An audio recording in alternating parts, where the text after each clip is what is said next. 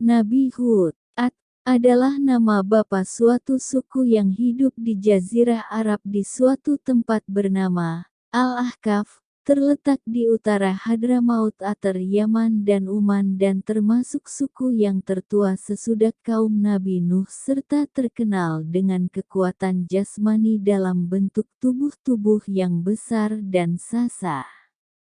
Mereka dikurniai oleh Allah tanah yang subur dengan sumber-sumber airnya yang mengalir dari segala penjuru sehingga kan memudahkan mereka bercucuk tanam untuk makanan mereka, dan memperindah tempat tinggal mereka dengan kebun-kebun bunga yang indah-indah.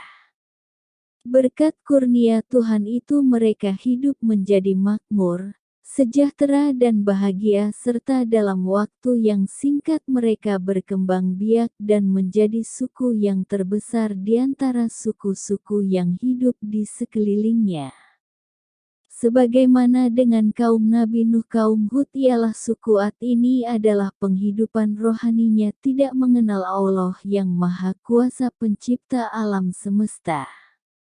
Mereka membuat patung-patung yang diberi nama Samud dan Al-Hatar, dan itu yang disembah sebagai Tuhan mereka yang menurut kepercayaan mereka DPT memberi kebahagiaan, kebaikan dan keuntungan serta dapat menolak kejahatan, kerugian dan segala musibah. Ajaran dan agama Nabi Idris dan Nabi Nuh sudah tidak berbekas dalam hati, jiwa serta cara hidup mereka sehari-hari. Kenikmatan hidup yang mereka sedang tenggelam di dalamnya berkat tanah yang subur dan menghasilkan yang melimpah ruah menurut anggapan mereka adalah kurniaan dan pemberian kedua berhala mereka yang mereka sembah. Karenanya mereka tidak putus-putus sujud kepada kedua berhala itu mensyukurinya sambil memohon perlindungannya dari segala bahaya dan musibah berupa penyakit atau kekeringan. Sebagai akibat dan buah dari akidah yang sesat itu pergaulan hidup mereka menjadi dikuasai oleh tuntutan dan pimpinan iblis, di mana nilai-nilai moral dan akhlak tidak menjadi dasar penimbangan atau kelakuan dan tindak tanduk seseorang tetapi kebendaan dan kekuatan lahiriahlah yang menonjol sehingga timbul kerusuhan dan tindakan sewenang-menang di dalam masyarakat di mana yang kuat menindas yang lemah, yang besar memperkosa yang kecil dan yang berkuasa memeras yang di bawahnya. Sifat-sifat sombong, congkak, iri hati, dengki, hasut dan benci-membenci yang didorong oleh hawa nafsu merajalela dan menguasai penghidupan mereka sehingga tidak memberi tempat kepada sifat-sifat belas kasihan, sayang menyayang, jujur, amanat dan rendah hati. Demikianlah gambaran masyarakat suku Ad tatkala Allah mengutuskan Nabi Hud sebagai nabi dan rasul kepada mereka. Nabi Hud berdakwah di tengah-tengah sukunya. Sudah menjadi sunnah Allah sejak diturunkannya Adam ke bumi bahwa dari masa ke semasa jika hamba-hambanya sudah berada dalam kehidupan yang sesat sudah jauh menyimpang dari ajaran-ajaran agama yang dibawa oleh nabi-nabinya diutuslah seorang nabi atau rasul yang bertugas untuk menyegarkan kembali ajaran-ajaran nabi-nabi yang sebelumnya mengembalikan masyarakat yang sudah tersesat ke jalan lurus dan benar dan mencuci bersih jiwa manusia dari segala tahayul dan syirik menggantinya dan mengisinya dengan iman tauhid dan akidah yang sesuai dengan fitrah. Demikianlah maka kepada suku Ad yang telah dimabukkan oleh kesejahteraan hidup dan kenikmatan duniawi sehingga tidak mengenalkan Tuhannya yang mengurniakan itu semua. Diutuskan kepada mereka Nabi Hud seorang suku mereka sendiri dari keluarga yang terpandang dan berpengaruh terkenal sejak kecilnya dengan kelakuan yang baik, budi pekerti yang luhur dan SGT bijaksana dalam pergaulan dengan kawan-kawannya. Nabi Hud memulai dakwahnya dengan menarik perhatian kaumnya suku Ad kepada tanda-tanda wujudnya Allah yang berupa alam sekeliling mereka dan bahwa Allah lah yang mencipta mereka semua dan mengurniakan mereka dengan segala kenikmatan hidup yang berupa tanah yang subur, air yang mengalir serta tubuh-tubuhan yang tegak dan kuat. Dialah yang seharusnya mereka sembah dan bukan patung-patung yang mereka perbuat sendiri. Mereka sebagai manusia adalah makhluk Tuhan paling mulia yang tidak sepatutnya merendahkan diri sujud menyembah batu-batu yang sewaktunya DPT mereka hancurkan sendiri dan memusnahkannya dari pandangan. Diterangkan oleh Nabi Hud bahwa dia adalah pesuruh Allah yang diberi tugas untuk membawa mereka ke jalan yang benar beriman kepada Allah yang menciptakan mereka menghidup dan mematikan mereka memberi rezeki atau mencabutnya mereka. Ia tidak mengharapkan upah dan menuntut balas jasa atas usahanya memimpin dan menuntut mereka ke jalan yang benar. Ia hanya menjalankan perintah Allah dan memperingatkan mereka bahwa jika mereka tetap menutup telinga dan mata mereka menghadapi ajakan dan dakwahnya mereka akan ditimpa azab dan dibinasakan oleh Allah sebagaimana terjadinya atas kaum Nuh yang mati binasa tenggelam dalam air bah akibat kecongkakan dan kesombongan mereka menolak ajaran dan dakwah Nabi Nuh seraya bertahan pada pendirian dan kepercayaan mereka kepada berhala dan patung-patung yang mereka sembah dan puja itu. Bagi kaum Ad seruan dan dakwah Nabi Hud itu merupakan barang yang tidak pernah mereka dengar ataupun menduga. Mereka melihat bahwa ajaran yang dibawa oleh Nabi Hud itu akan mengubah sama sekali cara hidup mereka dan membongkar peraturan dan adat istiadat yang telah mereka kenal dan warisi dari nenek moyang mereka. Mereka tercengang dan merasa heran bahwa seorang dari suku mereka sendiri telah berani berusaha merombak tata cara hidup mereka dan menggantikan agama dan kepercayaan mereka dengan sesuatu yang baru yang mereka tidak kenal dan tidak dapat dimengertikan dan diterima oleh akal pikiran mereka.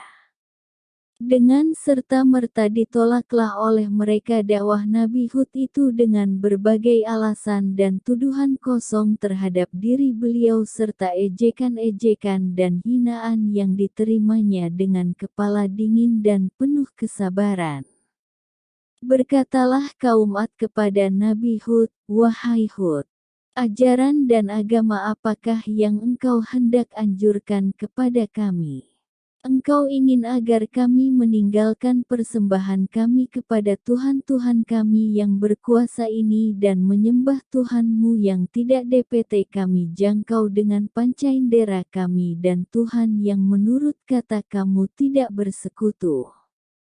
Cara persembahan yang kami lakukan ini ialah yang telah kami warisi dari nenek moyang kami dan tidak sesekali kami tidak akan meninggalkannya bahkan sebaliknya engkaulah yang seharusnya kembali kepada aturan nenek moyangmu dan jegen mencederai kepercayaan dan agama mereka dengan membawa suatu agama baru yang tidak kenal oleh mereka dan tentu tidak akan direstuinya.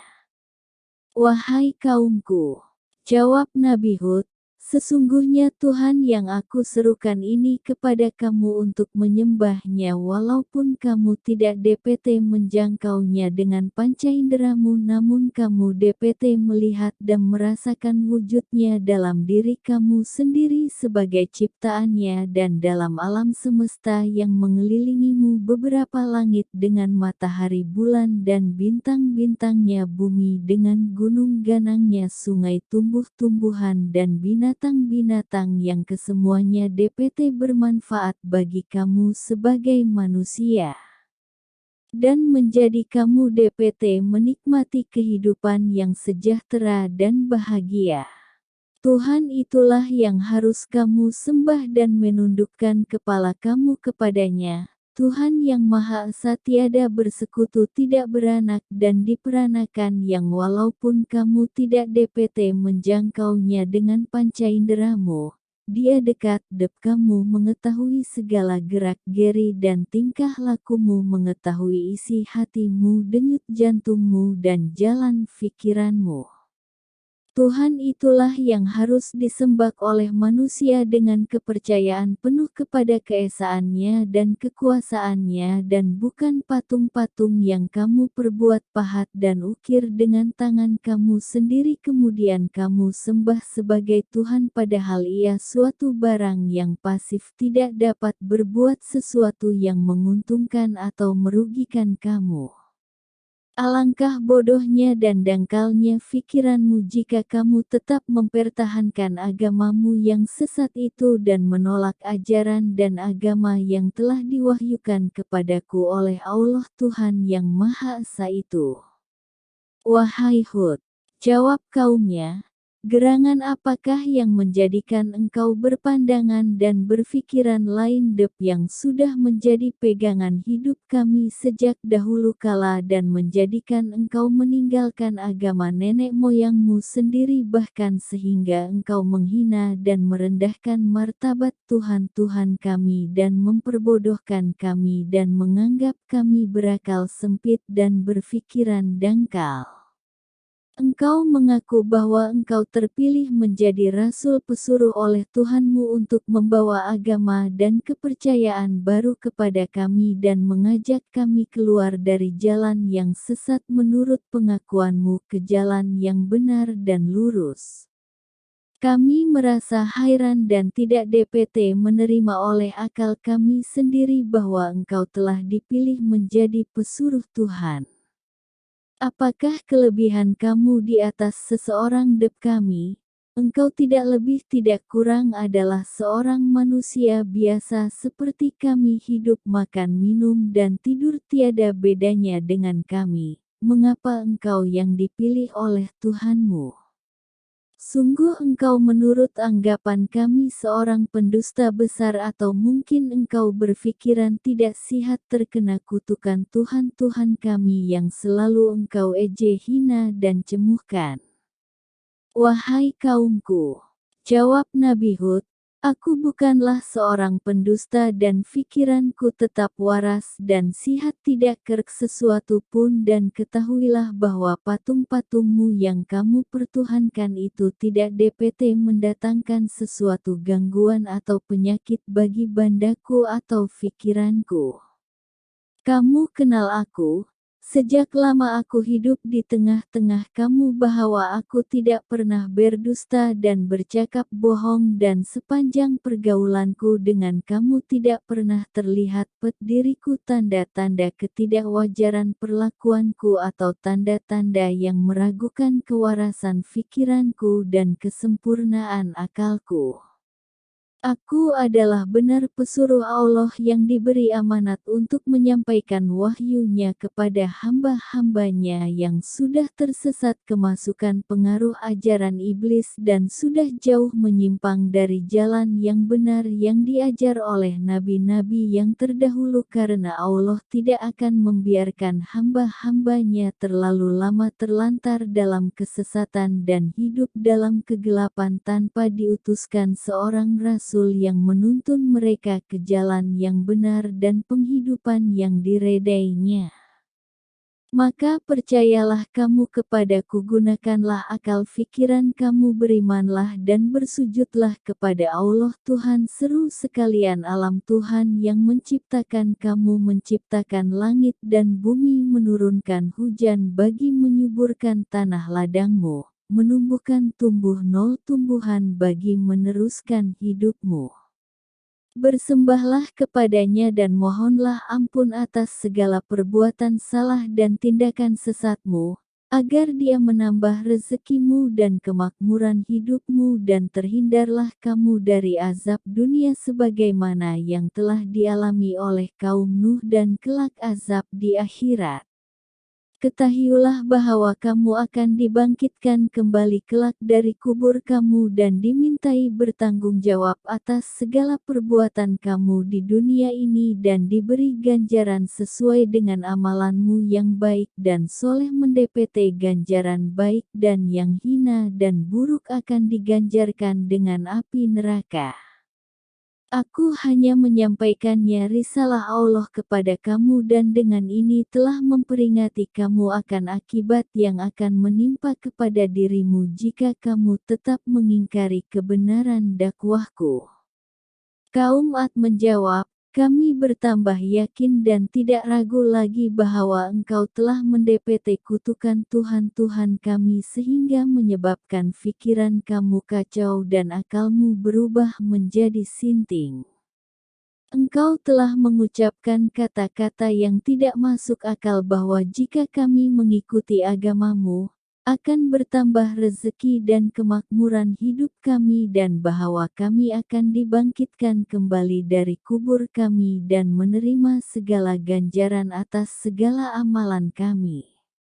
Adakah mungkin kami akan dibangkitkan kembali dari kubur kami setelah kami mati dan menjadi tulang belulang?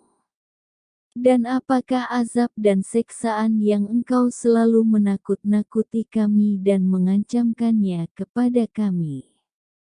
Semua ini kami anggap kosong dan ancaman kosong belaka.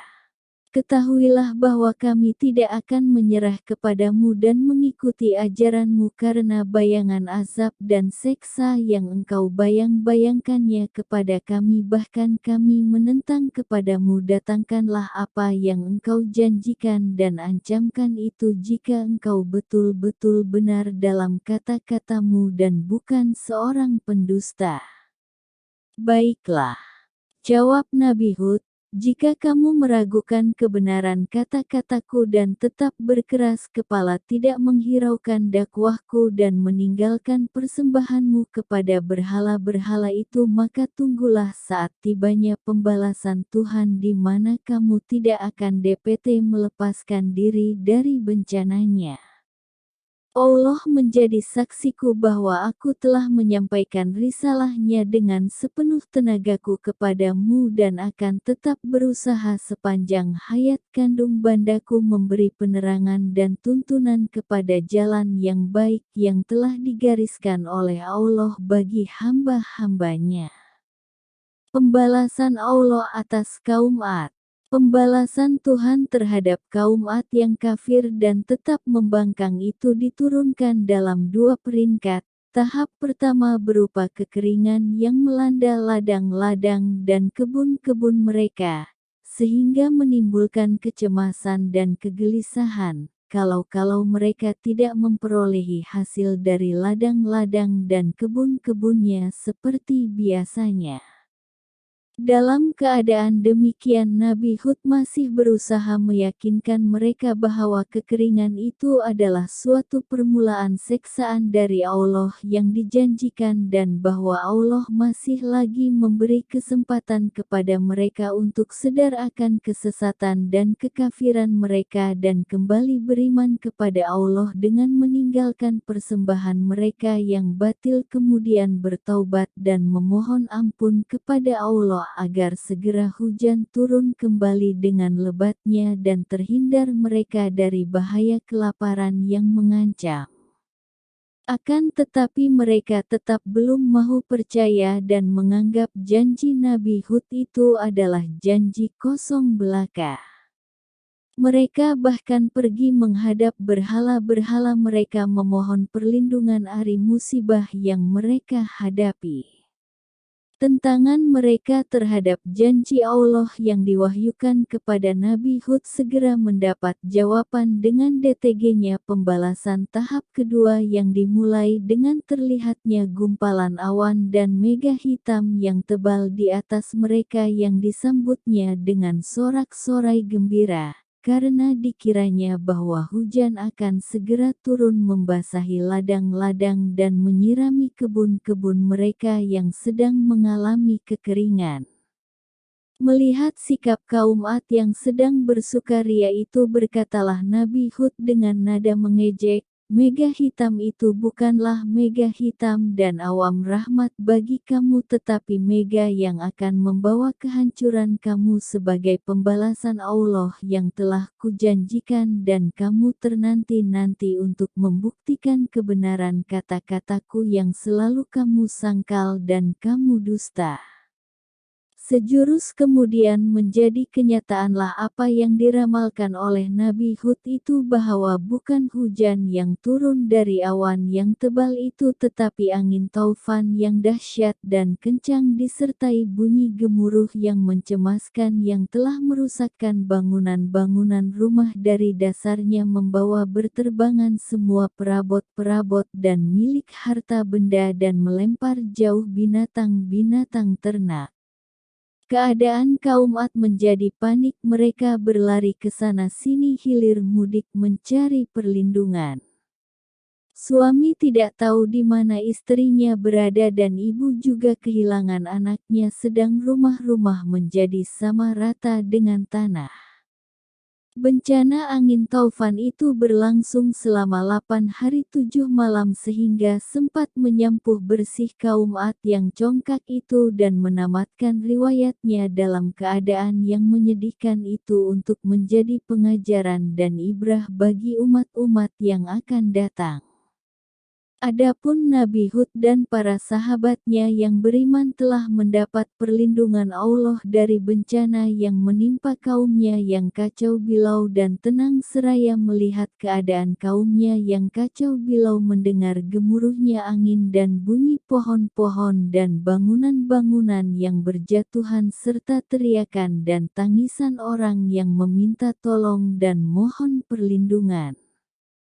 Setelah keadaan cuaca kembali tenang dan tanah Al-Ahqaf sudah menjadi sunyi senyap dari kaum Ad, pergilah Nabi Hud meninggalkan tempatnya berhijrah ke Hadramaut, di mana ia tinggal menghabiskan sisa hidupnya sampai ia wafat dan dimakamkan di sana, di mana hingga sekarang makamnya yang terletak di atas sebuah bukit di suatu tempat lebih kurang 50 km dari kota Siwun dikunjungi para penziarah yang datang beramai-ramai dari sekitar daerah itu, terutamanya dan bulan Syaban pada setiap tahun.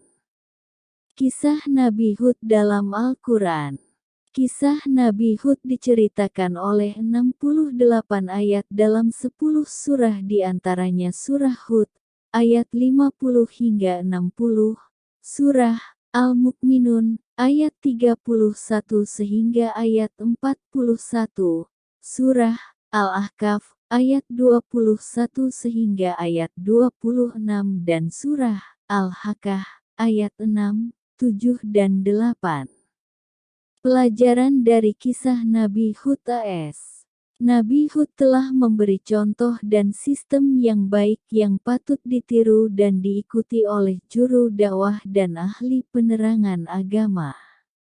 Beliau menghadapi kaumnya yang sombong dan keras kepala itu dengan penuh kesabaran, ketabahan dan kelapangan dada.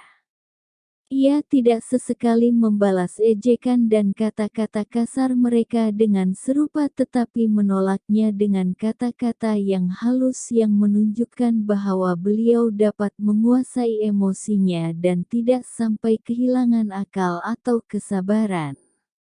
Nabi Hud tidak marah dan tidak gusar ketika kaumnya mengejek dengan menuduhnya telah menjadi gila dan sinting.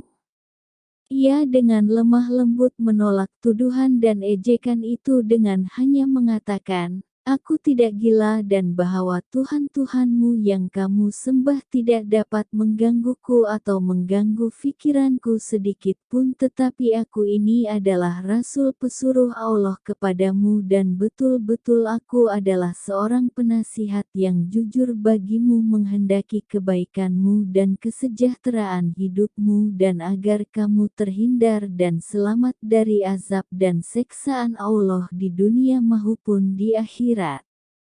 Dalam berdialog dengan kaumnya, Nabi Hud selalu berusaha mengetuk hati nurani mereka dan mengajak mereka berpikir secara rasional, menggunakan akal dan pikiran yang sihat dengan memberikan bukti-bukti yang dapat diterima oleh akal mereka tentang kebenaran dakwahnya dan kesesatan jalan mereka, namun hidayah itu adalah dari Allah. Dia akan memberinya kepada siapa yang Dia kehendakinya.